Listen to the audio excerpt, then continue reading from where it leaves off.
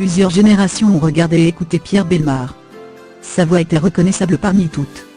Affaibli depuis plusieurs semaines, diminué après son AVC survenu en 2011, qui le contraignait depuis à se déplacer avec une canne, et lui avait ôté une partie de la vision, le journaliste et écrivain a discrètement tiré sa révérence, mort dans l'après-midi du samedi 26 mai 2018 à Suresnes, dans les Hauts-de-Seine. En couple depuis de longues années avec Roselyne Bracchi, papa de 3 enfants, Pierre et Françoise, nés de son premier mariage avec Micheline, décédée en 2013, et Maria Pia issue de sa seconde union avec Roselyne, Pierre Bellemare a donné beaucoup de son temps et de son imagination au monde de l'audiovisuel, qu'il a révolutionné. À lire aussi Gonzague Saint-Brie, romantique et cabourg peu avant sa mort, sa dernière télé. Mort de Mathieu Ribel, 20 ans, le monde du vélo sous le choc. Élan de jeune or, émue, elle annonce la mort de son père à la télé.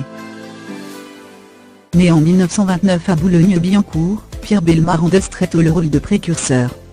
Dès 1954, il présente sa première émission sur l'ORTF.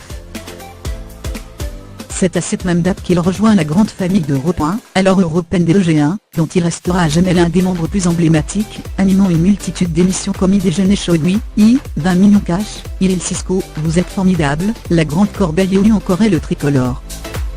Pierre Bellemare enchaîne les innovations, importe le prompteur américain, lance la toute première émission de téléachat sur TF1, e-magazine de l'objet, qui n'est autre que l'ancêtre du téléshopping, 1988-1994,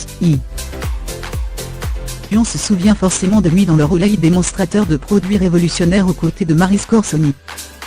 Elle est également à l'origine des premières caméras cachées télévisuelles. Également passionné de faits divers et d'histoires vraies, Pierre Bellemare a écrit de multiples ouvrages sur le sujet, racontant comme personne des parcours saisissants, parfois effrayants, également à la radio ainsi qu'à la télévision avec les enquêtes impossibles. Le vide laissé par Pierre Bellemare est tel que la grande famille d'Europe 1 lui consacre une journée spéciale en ce dimanche 27 mai 2018, invitant ses auditeurs à partager leurs plus beaux souvenirs sur Twitter. De son côté, la nouveau patron de la radio, s'est dit extrêmement ému de la perte de ce grand papa d'Europe 1.